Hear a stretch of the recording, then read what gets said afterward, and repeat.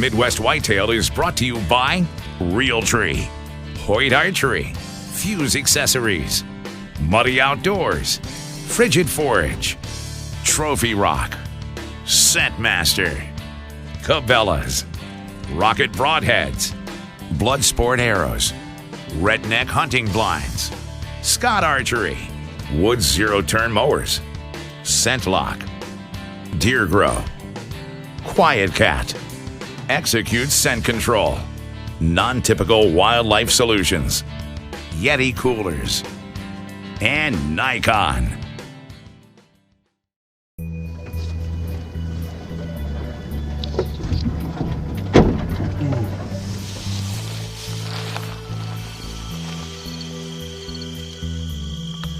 Welcome to Midwest Whitetail.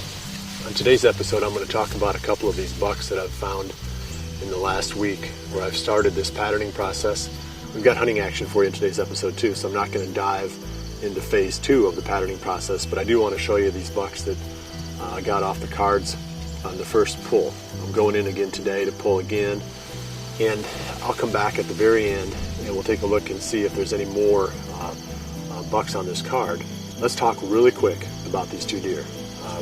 If you remember back to last year, I had this big dilemma about a buck that we had nicknamed Big Junior. And he was 4 years old last year, and I couldn't decide whether or not it was time to hunt him.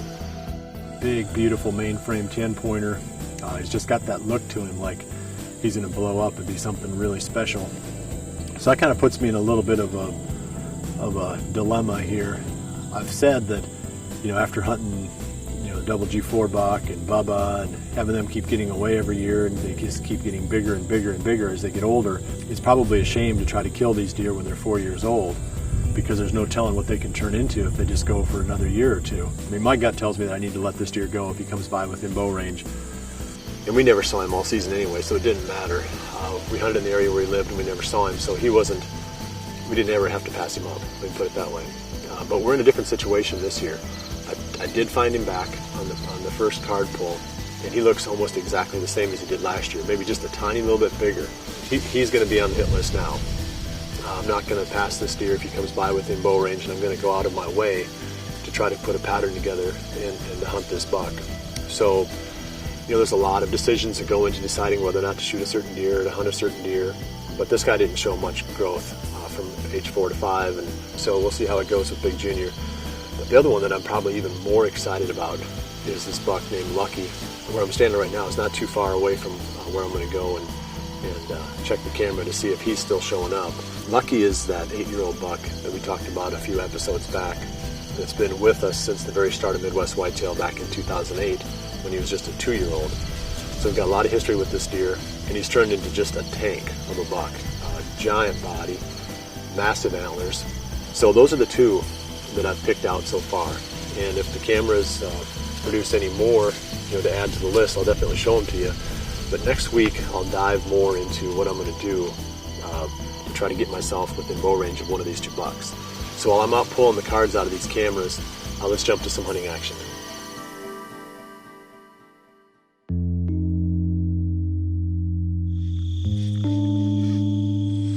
Last week I was able to make it over to Nebraska again, this time a little bit farther north. I was up in the northeast corner of the state hunting on Mike Lutz's property. But I decided to start out hunting a green food source, a little clover food plot tucked away, little staging area. It's a spot that we've had some good success in the past. In fact, we named it the Empty Quiver Stand. Back in 2008, Mike shot 3 does and a buck in one evening out of that stand, emptied his quiver. So there's no doubt I was excited going into that first evening's hunt, hoping that I would catch up with a mature 8-pointer.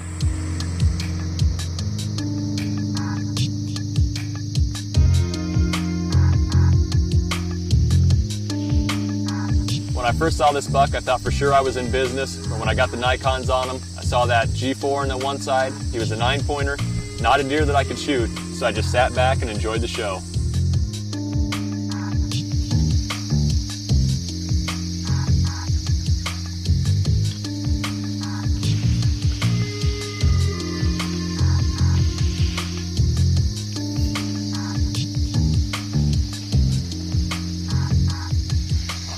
Action-packed evening right there. Had 3 bucks come out within range. That biggest buck, that 9-pointer, that G4 on his one side, saved his life. One might Mike's farm here, I've got permission to shoot any mature 8-pointer or less. They fed out in the clover for a half hour, postured, sparred around. A lot of fun to watch, kind of gets your blood going. Great way to start things off here in northeast Nebraska.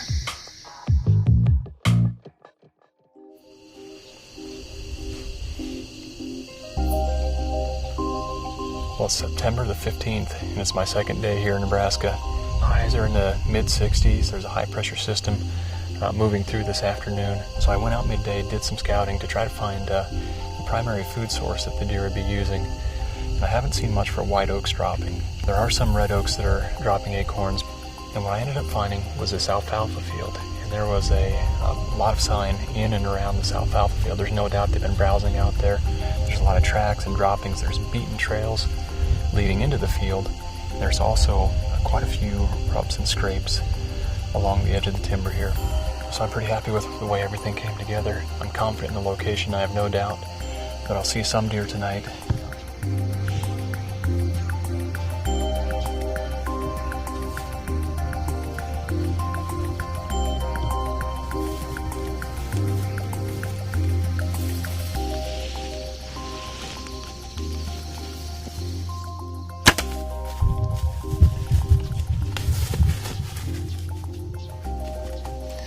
Well, that worked out perfect right there. That doe came in, and she fed about 5 yards below the stand there. She's actually browsing on branches that I cut for shooting lanes earlier today.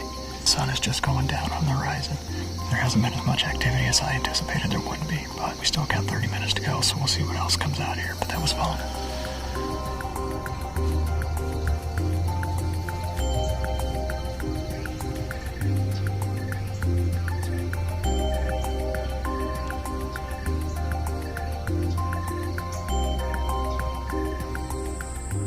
By the end of the evening, I hadn't seen as many deer as I'd anticipated based on the amount of sign that was in and around that alfalfa field, but I was able to fill my antlerless tag and had a great encounter with this up-and-coming young 10-pointer.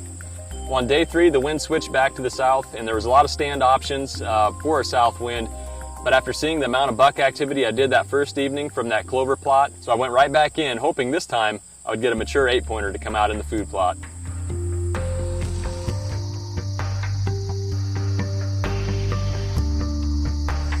Once again, the first deer out was a buck, and right behind him was that same 9-pointer I had an encounter with the first evening.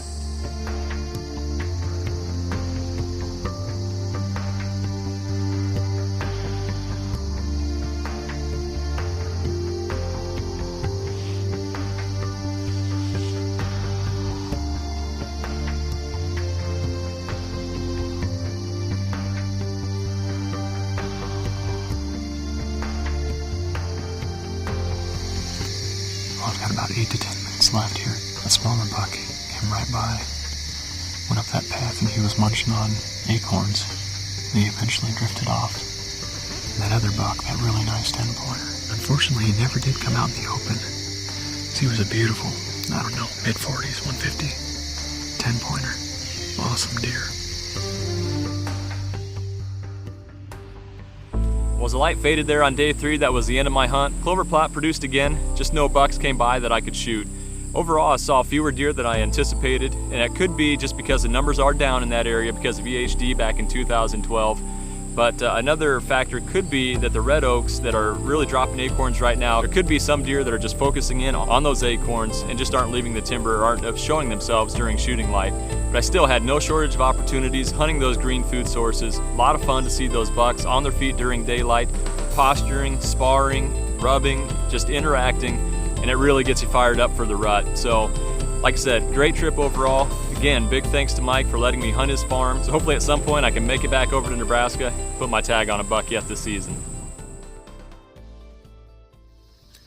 It's September 17th, and Zach and I are down in Missouri, and we've been hunting here since the opener on the 15th, which was Monday. So I'm going to give you a quick update on what we've seen so far and what we plan to do next hunting this early season period.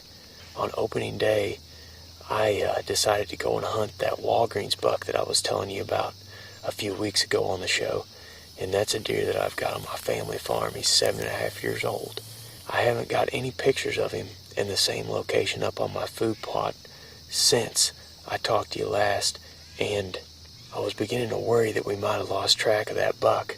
But I've got a lot of good neighbors around our farm that we're constantly communicating with on what bucks we're seeing and who's getting trail camera pictures of these deer. And a couple of my neighbors actually got trail camera pictures of the Walgreens buck and that big 8-pointer that is with him. Funny thing is, that 8-pointer was actually with the Walgreens buck back in 2010 when I was getting pictures of him, so he's kind of a legend of the farm as well. And throughout this whole process, I've kind of got the deer narrowed down to a spot that I think that they're living.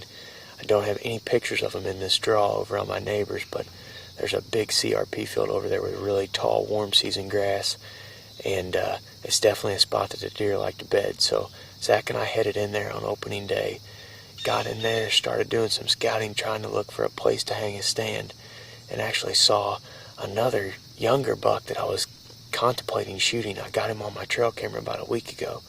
We actually snuck up on this buck out in the grass field. It was a pretty cool experience. I stalked up to within about 25 yards of him and just didn't quite get a shot opportunity. I wasn't sure if I was going to shoot him at first. As I got closer to him, if the opportunity would have presented itself, I might have taken the shot, but it didn't. So we went ahead and hung the stand, and about 15 minutes after we got into the stand, I looked behind us, and that big 8-pointer that's always with the Walgreens buck was standing down in the timber about 50 yards away. Zach was only able to get a few seconds of footage of him, but it's definitely that deer. Did not see the Walgreens buck with him, but I'm confident that he's not too far away, because traditionally in the past those two bucks have been close together this time of the year, so it would only make sense that that Walgreens buck is not far. Our plan is to get back in there and hunt that Walgreens buck on that CRP field. A lot of times when these bucks get up 6, 7, 8 years old, their home range closes in so tight that you can pin them down if you find them. They're typically not going to roam away too far. Stay tuned. We're going to stay after these bucks here in Missouri. Hopefully we've got more action to bring you on the next update.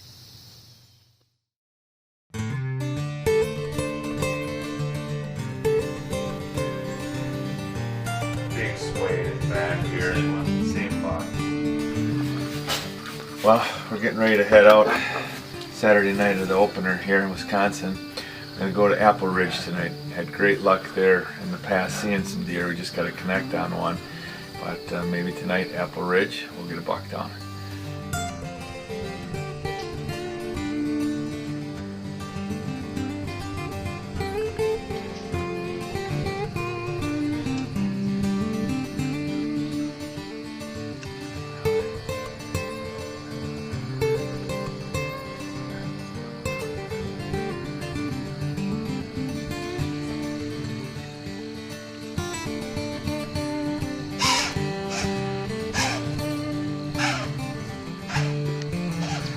Well, the two bucks that we had on Apple Ridge are gone now. We had a coyote sneak up behind us. Scott just missed getting him on film, but he's lucky he didn't close the distance or he would have paid the price for it.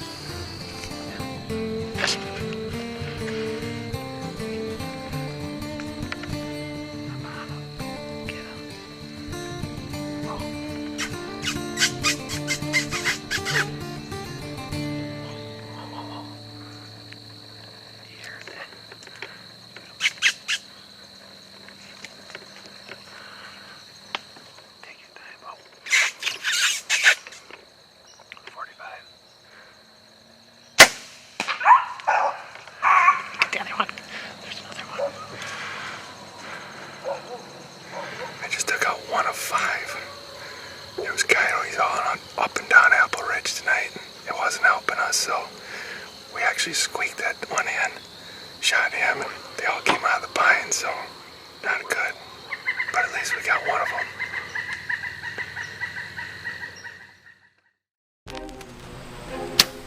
Well, we're ready for the evening hunt.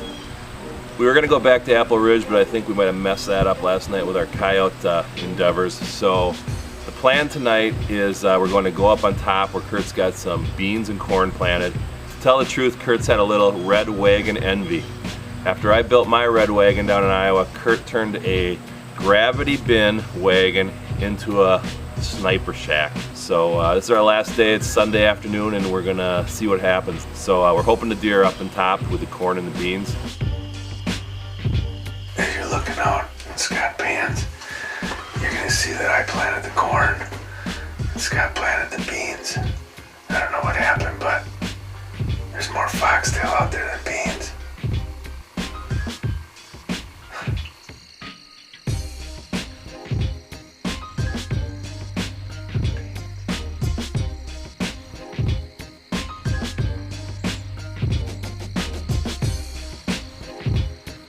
Tonight was pretty uneventful in the sniper wagon.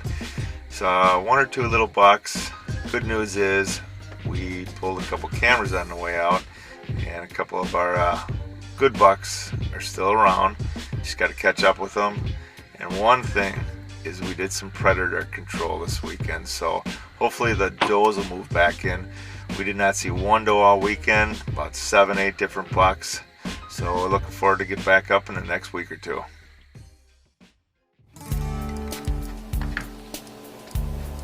A lot of daylight. There's a buck. That's him, isn't it? Yeah. One of the first deer in.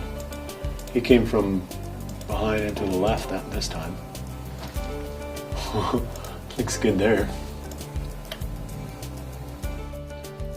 Well, Big Junior is still in the same spot that he was when I pulled that card just a few days ago. So that's good.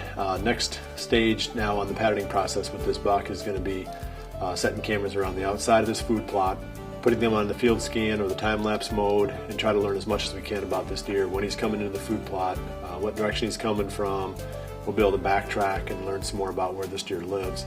I'll talk about that process with this buck a little bit more in the next couple of weeks on the show. I also got some more photos of Lucky in the area where he was living before. So hopefully now we can say that these deer are anchored. This time of the year, you're starting to feel like pretty good odds that when you're picking up a buck in the same area for multiple days, that's his fall range. The next order of business here on the Winky Farm is to get the kids out for the youth season. And that opens here this weekend. Check back with us next week. Anything that happens right now, we'll bring it to you on next week's show. Well, I appreciate you joining us here, and we'll see you right back here again next week for the next episode of Midwest Whitetail. And remember to always dream big.